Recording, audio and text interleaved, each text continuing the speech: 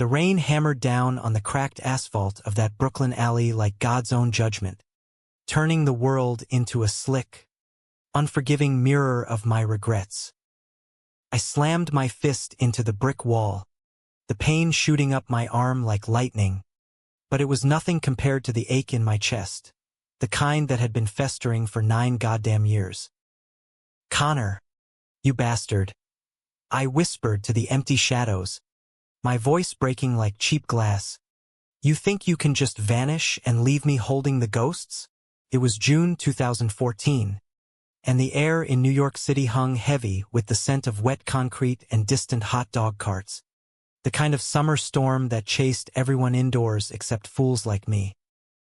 I'd been 25 then, fresh out of a dead-end graphic design gig in Queens, scraping by on freelance logos for dive bars and food trucks.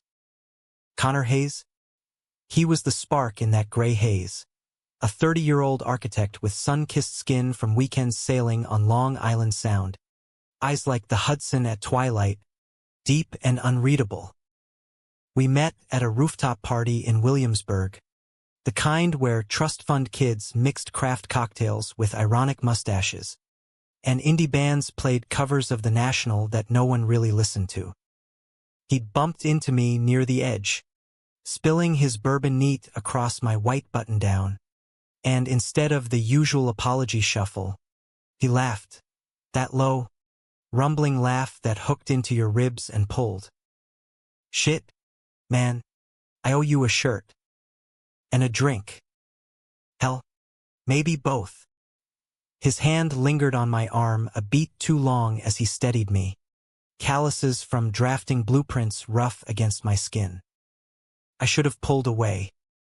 Straight guys like him, yeah. He wore the wedding band like a shield, but in New York, that meant nothing. Everyone was playing pretend. We ended up talking until the party thinned out, leaning against the parapet with the Manhattan skyline glittering like a promise neither of us believed in. He was married to Sarah, a high school teacher from Connecticut with a laugh like wind chimes and a Pinterest board full of future family dreams. They tied the knot right after college, the white picket fence kind of rush that small-town America peddles as forever. But Connor's eyes, when he spoke about her, flickered with something hollow. "It's comfortable," he'd said, swirling the last of his drink. "You know how it is. Bills, routines. The American dream, right?" I nodded, pretending I did, but inside, I was unraveling. "I'm Evan Riley, Irish blood from Boston transplants, the kid who grew up hiding comic books under his bed because Dad called them fairy tales for sissies. Coming out at 18 had been a war zone. Mom baked casseroles through the tears. Dad stared at the TV like it owed him answers. By 25, I'd armored up, flannel shirts, craft beer obsessions, the whole Brooklyn bro aesthetic to blend in. But Connor, he saw through it like fog off the East River.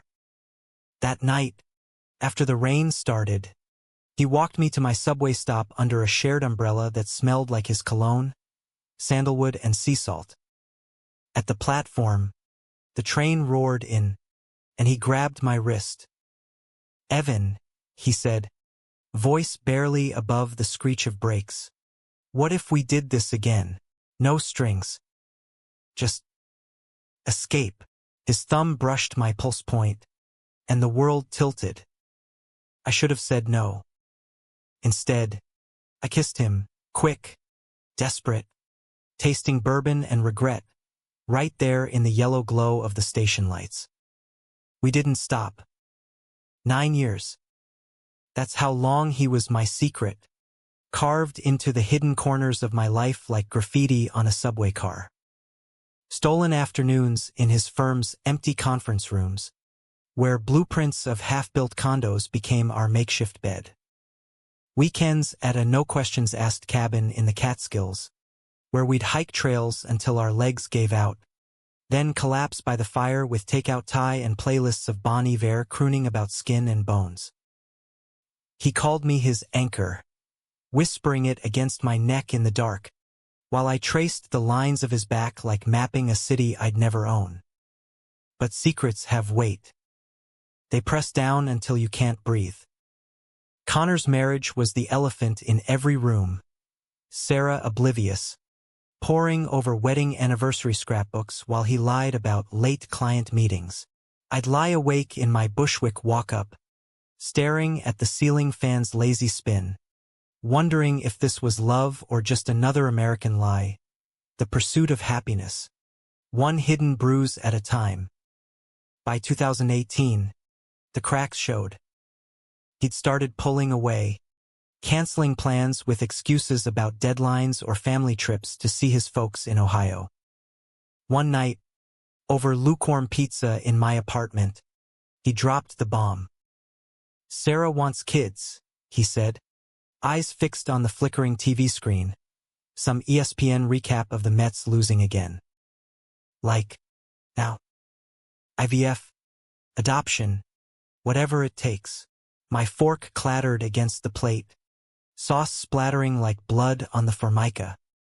"And you," I managed, voice a stranger's rasp. He looked at me then, really looked, and the pain in his hazel eyes was a knife twist. "I love you, Evan. God, I do. But this my life. Our life. Our life." The words hung there, toxic as secondhand smoke. I wanted to scream, to shatter the bottle of cheap Merlot on the wall, but instead, I nodded. Go be the husband she deserves. He left with a hug that crushed my ribs, and I didn't sleep for 3 days. Work blurred, logos for yoga studios and microbreweries that all looked the same. Friends noticed. My roommate, Jess, a queer artist with tattoos like watercolor stains, dragged me to therapy. "You're not a side quest, Evan," she'd say over diner eggs at 2 a.m. "You're the whole damn story." But I wasn't. Not to him. The years stretched after that.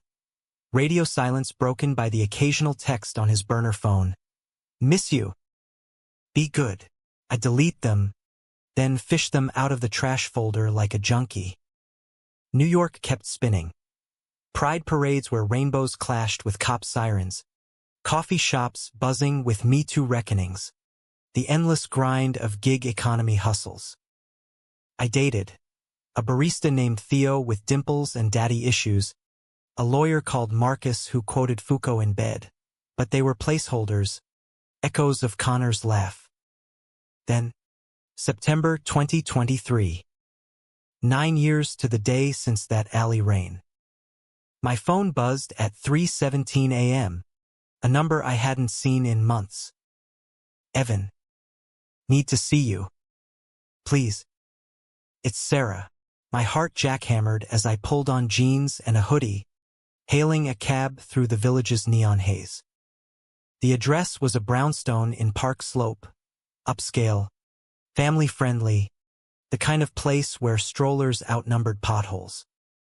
Connor opened the door, gaunt as a ghost, his once thick hair thinning at the temples. Behind him, the living room glowed soft with lamplight, toys scattered like confetti from a party no one attended.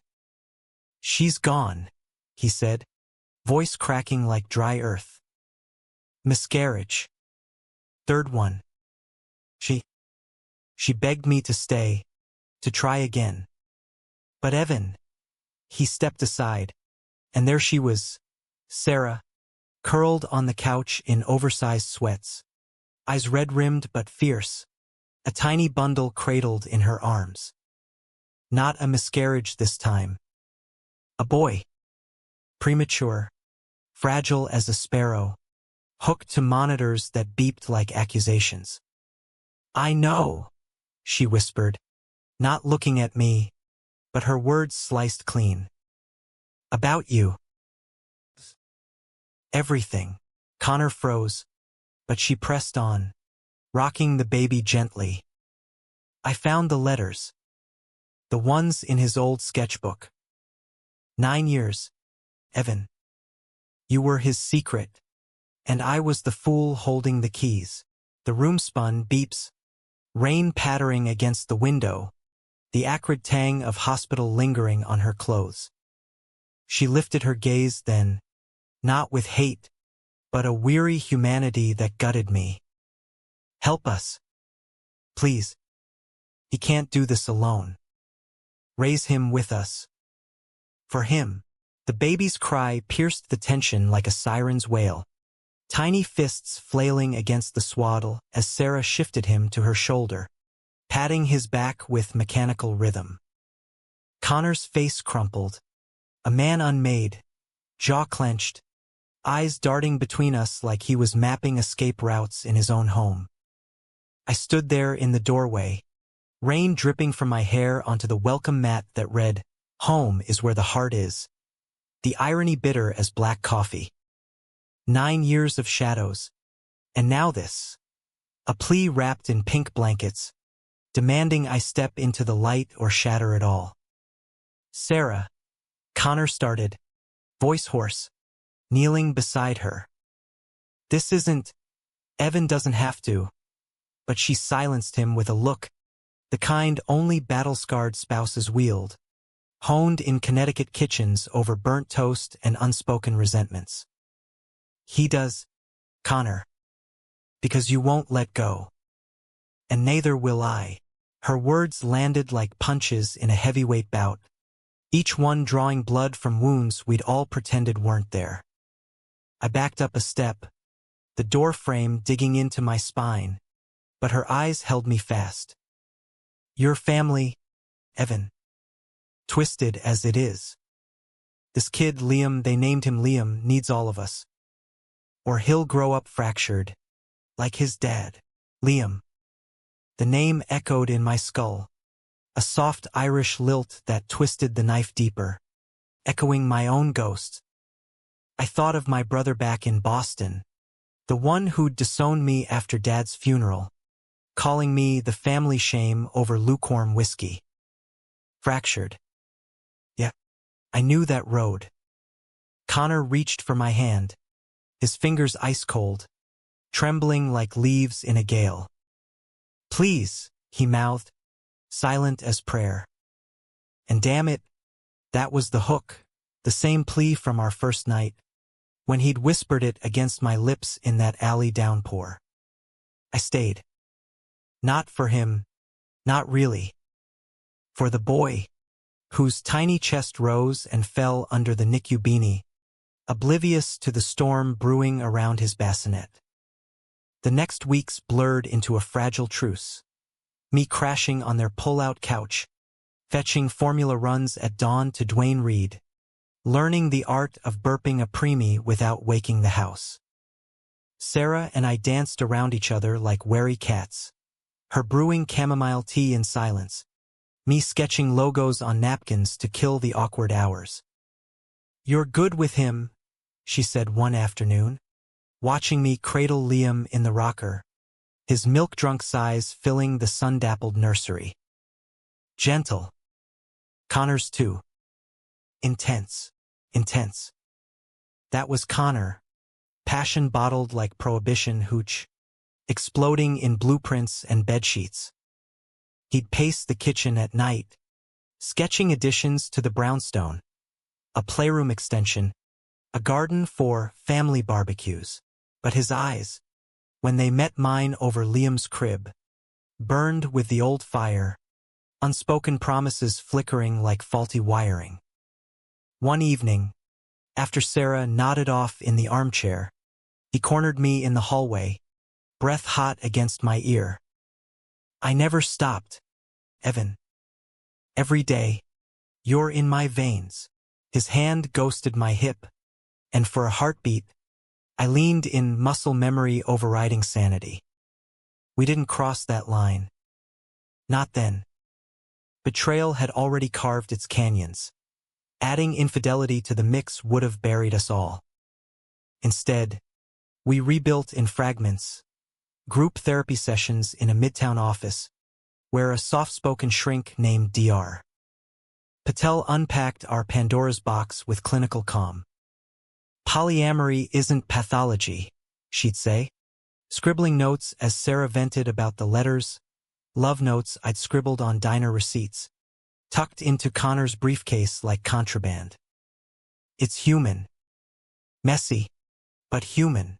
Connor nodded, gripping my knee under the table, while I stared at the abstract painting on the wall, swirls of blue and gray like the Hudson in turmoil. Fall turned to winter, Liam's cries fading to coos as he fattened on Sarah's breast milk and our collective vigilance. Holidays hit like freight trains. Thanksgiving at her parents' in Connecticut, where I was the family friend from work, carving turkey with a smile that tasted like ash. Christmas Eve, snow blanketing Park Slope like powdered sugar. We three, for now, huddled by the tree, string lights casting halos on Liam's gummy grin. Connor's gift to me was a leather-bound sketchbook, pages filled with our memories. The Catskills cabin sketched in charcoal, that first alley in watercolor washes. For the stories we haven't told, he murmured, as Sarah pretended not to notice from the kitchen, spiking her eggnog a shade too dark. But secrets fester. By spring 2024, the truce frayed. Sarah's eyes hardened during our walks in Prospect Park. Liam bundled in a stroller against the cherry blossoms. How long, Evan, before you steal him away for good? Her voice was steel wrapped in silk, honed from grading papers on Hawthorne's hypocrisies. I stopped under a blooming branch, petals drifting like confetti regrets. I'm not stealing. I'm surviving, she laughed, sharp as shattered ice. Surviving on my husband's scraps? That's not life. That's limbo. She was right. Connor and I stole moments, a brush of fingers over dish soap suds, late-night texts about Liam's first tooth, but it was starvation disguised as sustenance. Work pulled me back to Bushwick full-time, a promotion to art director at a boutique agency, churning out campaigns for electric cars and vegan leathers. Jess threw me a rebirth party, complete with drag queens lip-syncing to Chapel Roan. But I left early, the bass thumping hollow in my chest. The breaking point came in July, heat wave turning the city into a skillet. Liam's first birthday, balloons in the backyard, a smash cake smeared across his chubby cheeks. Sarah's parents flew in, all khakis and casseroles, toasting to family. But as dusk fell, Connor pulled me aside to the garage, the air thick with lawnmower oil and unspoken sins. I want out, he said, face slick with sweat. Of the marriage. For us. Real this time. His kiss was fire, desperate, devouring, hands fisting my shirt like lifelines. I pulled back, gasping. Liam? Sarah? You can't just... But he was already unraveling, words tumbling like dominoes. She's known for years. Forgiven, even. But this kid. He needs a father, not a ghost. And I need you, Evan. Whole. The garage door rattled open then, Sarah silhouetted against the fireflies, her face a mask of quiet fury. Liar, she whispered, voice venomous. You promised. For him. For us. Liam wailed from inside, sensing the fracture, and the world cracked open.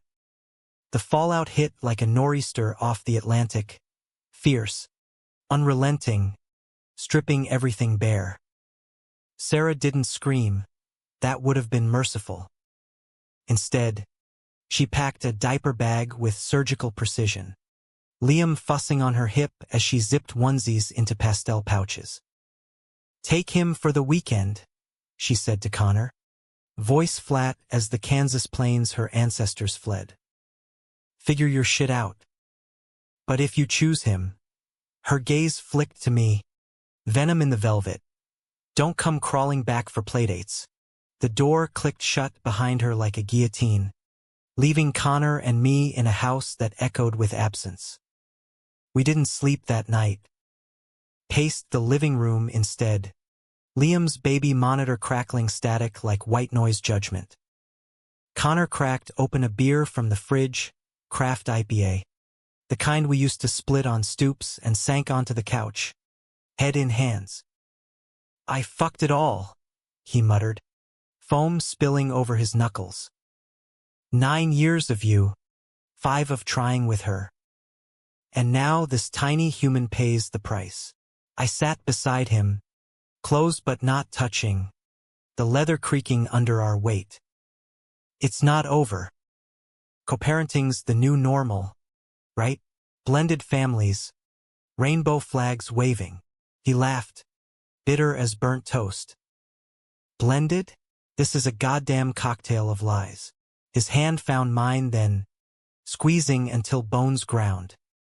In the dim lamplight, his face was a map of middle age, crow's feet from squinting at horizons, a salt streak in his beard from stress-shaved mornings. I traced it with my thumb, memory flooding, our first real getaway, a road trip down the Pacific Coast Highway in a rented Mustang, windows down, Springsteen blasting Thunder Road, as we chased sunsets from Big Sur to Malibu. No rings, no wives, just us, wild and free, tasting salt air and possibility. But possibility curdles. The next morning, Sarah's lawyer emailed, custody papers, ironclad clauses barring third-party interference. Connor hurled his phone across the kitchen, shattering the screen against the tile. Interference? That's you, Evan. My anchor.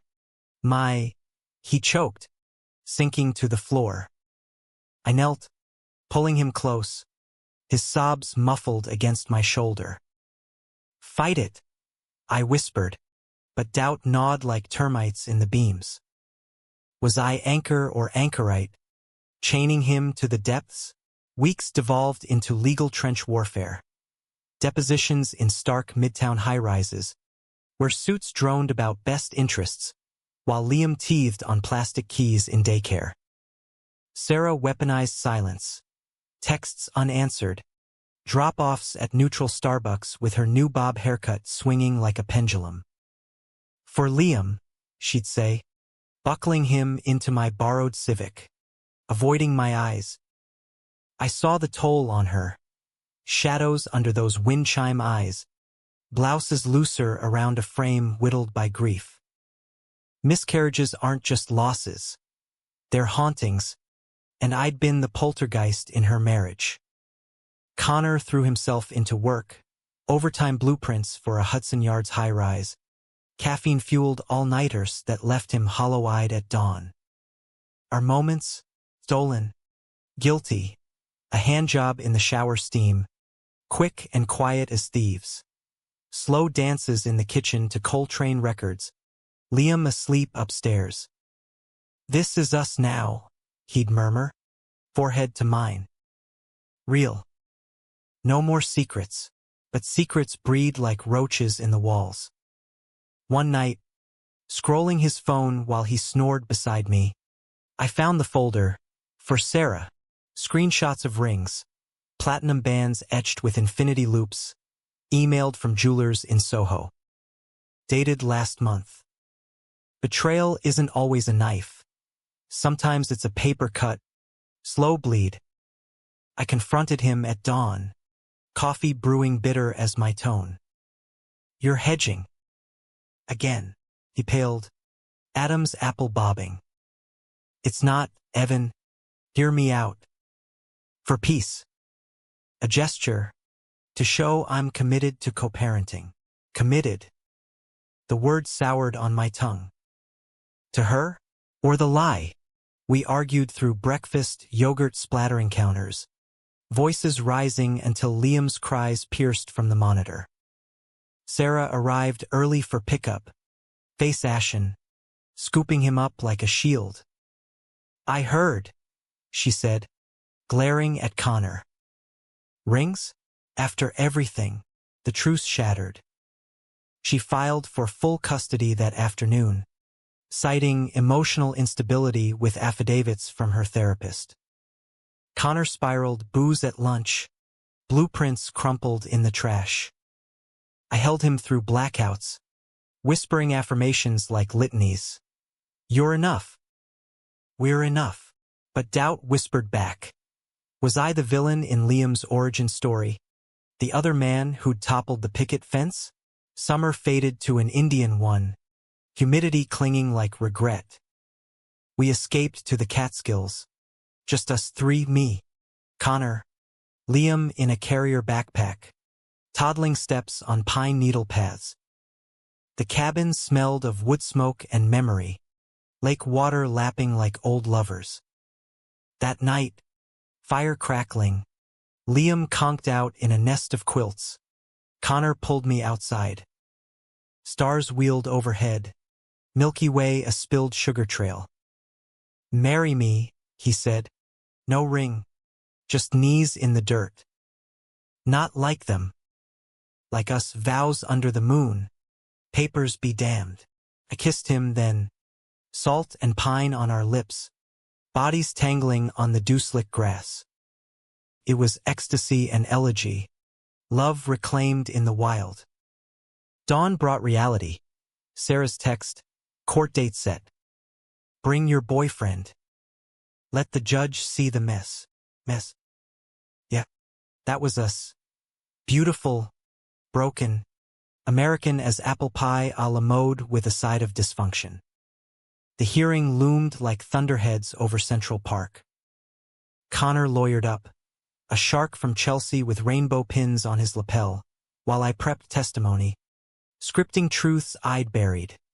How I changed diapers at 4 a.m., sung Hush Little Baby off-key to soothe fevers. Sarah's side painted me as interloper, a destructive influence per neighbor affidavits. Lies, mostly. Whispers from PDA busybodies who'd glimpsed us at the park, holding hands too long. Opening day. Family court in downtown Brooklyn buzzed like a hive. Harried parents, squalling kids. The judge, a stern woman with silver braids and a Brooklyn accent thick as bagels, banging her gavel for order. Sarah took the stand first, voice steady as she recounted the miscarriages, the IVF hell, Connor's absences. "I built this family," she said, tears glistening but not falling. "For Liam. Not for distractions." The word hung, and I felt it like a slap. Distraction.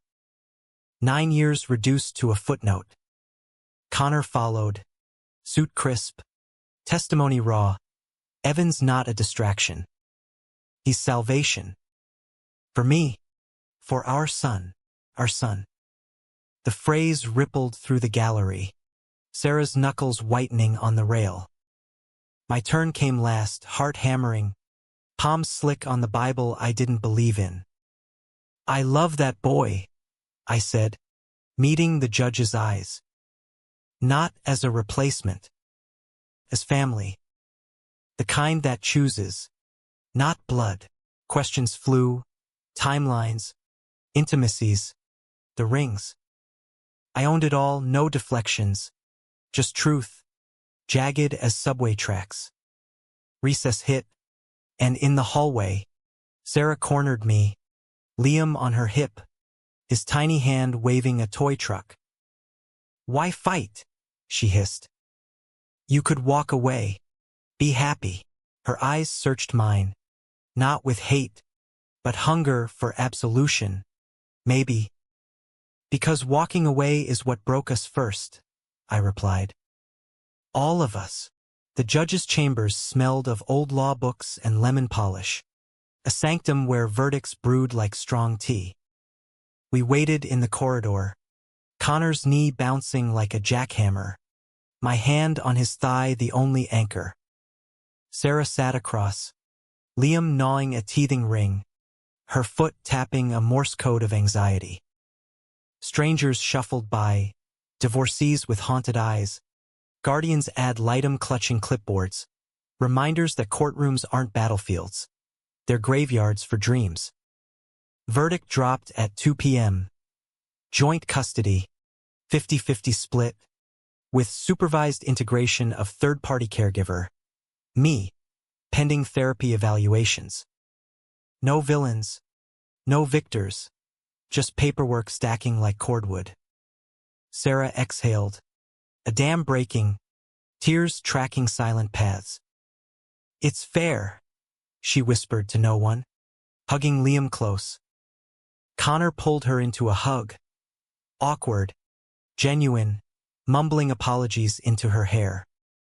I hung back, the outsider formalized, wondering if fairness tasted like ash or honey. Rebuilding was grunt work. Schedules synced via shared Google Cal, therapy trios with Dr.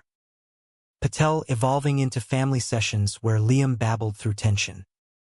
Connor and I moved in together, a loft in Dumbo, exposed brick and harbor views, the kind of place that screamed successful gays to passers-by on the promenade. Mornings.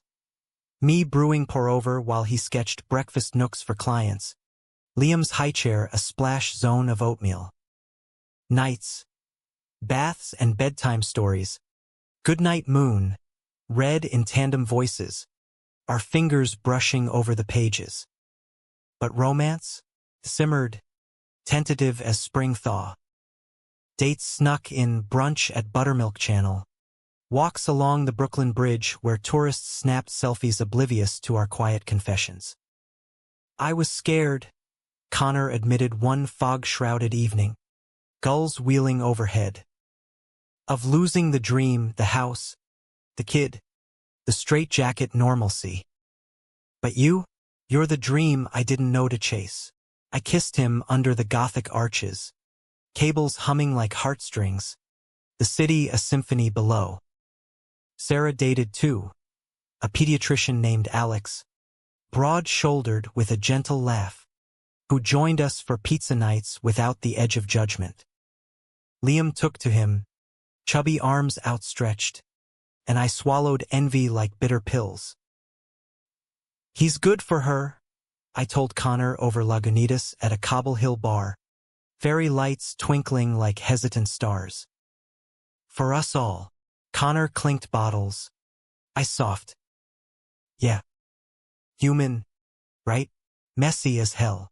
Mess peaked in October 2024. Liam's second birthday a multicultural mash. Sarah's Connecticut kin grilling hot dogs. My Boston crew shipping lobster rolls. Jess DJing a playlist from ABBA to Ariana. The backyard bloomed with balloons and laughter. But undercurrents swirled. Sarah's mom sighed, eyeing my roommate. Connor's dad clapping my back too hard, whispering, "Knew you were one of the good ones. Son, good ones." The phrase stuck, a band-aid on old wounds. That night, post-party cleanup, Sarah lingered, stacking plates while Alex chased Liam in circles. "Thank you," she said, suds bubbling on her elbows. "For not bailing. For choosing the hard road." Her smile was tentative, a bridge half-built. I nodded, throat tight. We all chose. For him. She glanced at Connor, wrestling a trash bag, then back. And for love. The real kind, fierce, forgiving. Love's fierceness tested us come winter. Connor's firm landed a megaproject, redesigning a wing at MoMA, deadlines crashing like waves. He vanished into late nights, sketches piling like autumn leaves. I picked up slack daycare runs, PTA meetings where soccer moms gossiped about that nice Mr. Riley. One blizzard evening, snow sealing the loft like a cocoon, I waited with reheated pad thai, Liam asleep upstairs. Connor stumbled in at midnight, eyes bloodshot, bourbon on his breath. Not from the job, but the flask in his coat. Talk, I said, plate shoved aside. He collapsed on the stool, confession spilling, doubts, the pressure of having it all. Husband, father, architect extraordinaire. What if I'm not enough? He rasped, head dropping. I crossed to him, tilting his chin, thumbs brushing stubble. You're everything. To me. To him. We made love then, slow and sacred on the rug by the radiator, bodies mapping forgiveness in whispers and gasps. Dawn filtered gray, and he vowed change, AA meetings in church basements, where Brooklyn queers shared stories over weak coffee. Spring 2025 brought bloom. Liam's first words, Dada, tumbling out during a park picnic, aimed at both Connor and me, then Sarah on FaceTime. Pride that year felt earned, marching down Fifth Avenue, rainbows on our sleeves, Liam in a tiny flag cape waving from the stroller.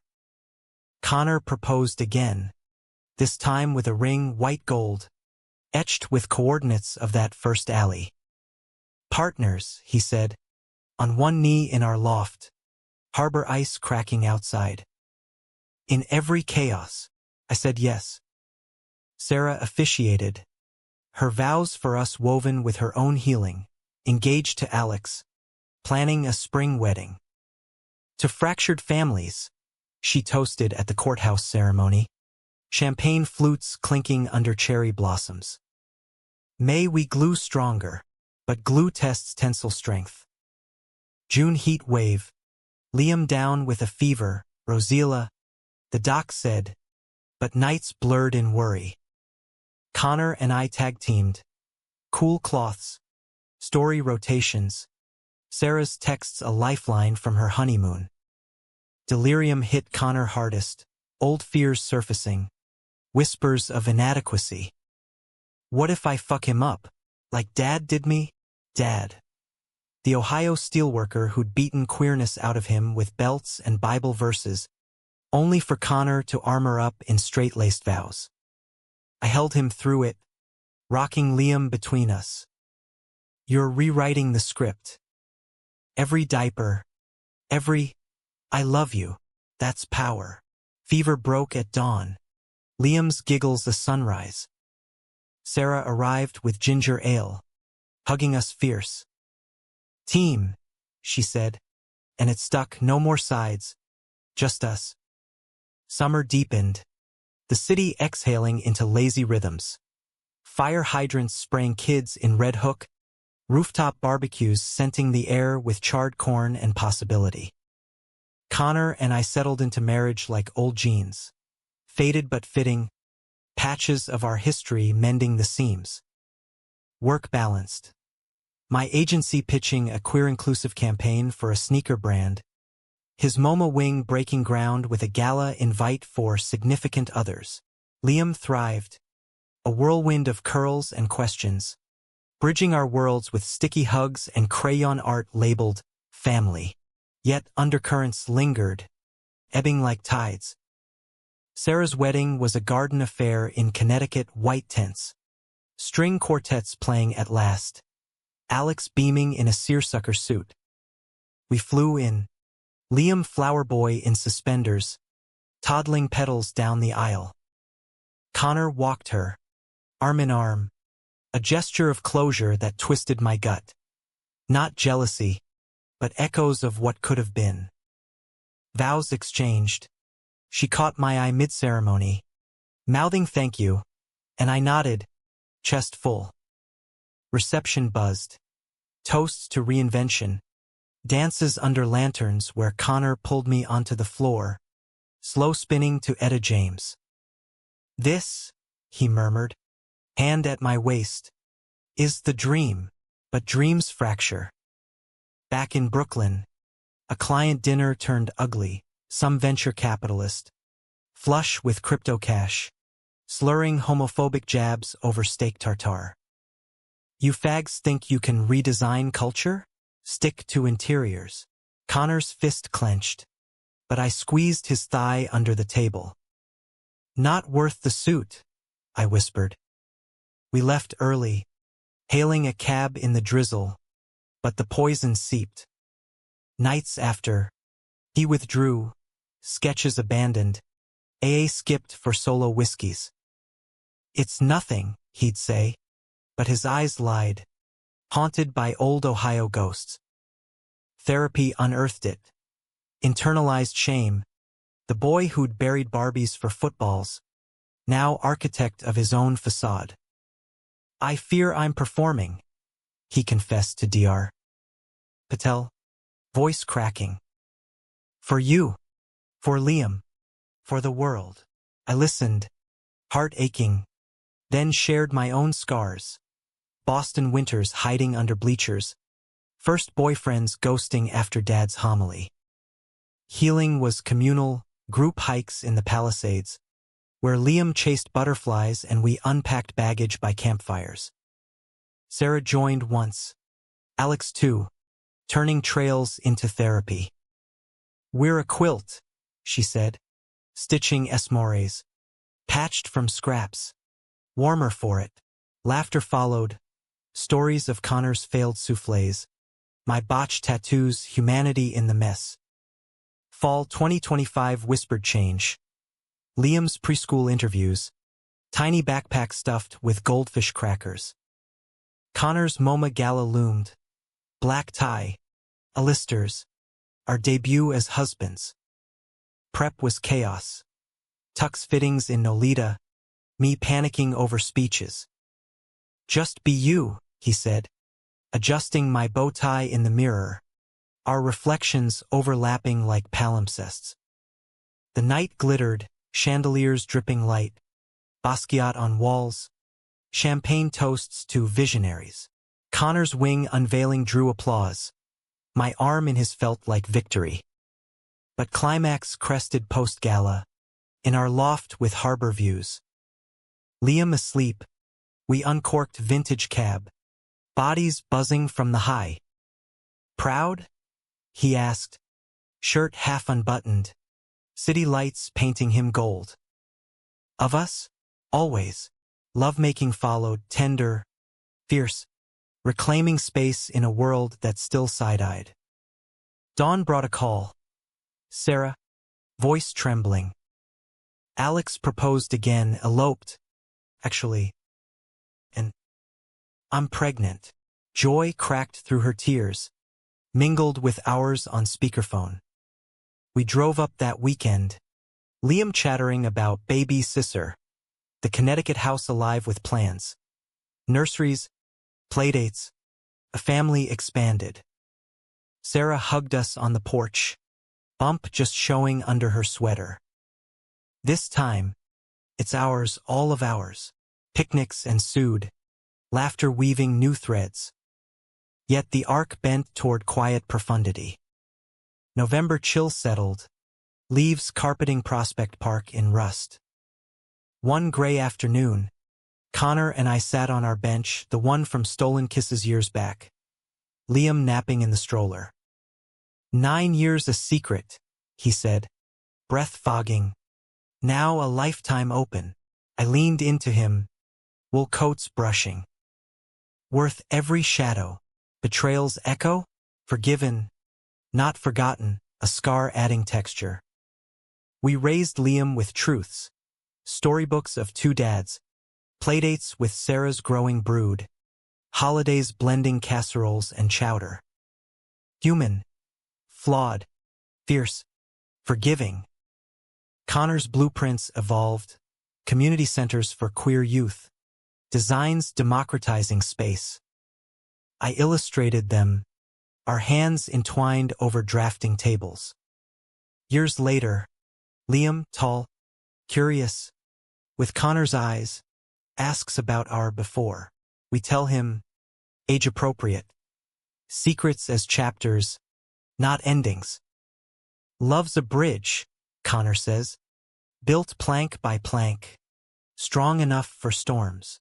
And in America's grand, messy narrative, from alleys to lofts, Rain to rainbows, we cross it together. The end isn't tidy, it's lived. A kiss in the kitchen. Liam's laughter echoing. Sarah's texts pinging updates. He was my secret for 9 years. Years later, his wife begged him to raise their child together. And in that begging, we found grace. Not perfection, but presence. The American way, pursuit not of happiness, but of each other, one fractured step at a time.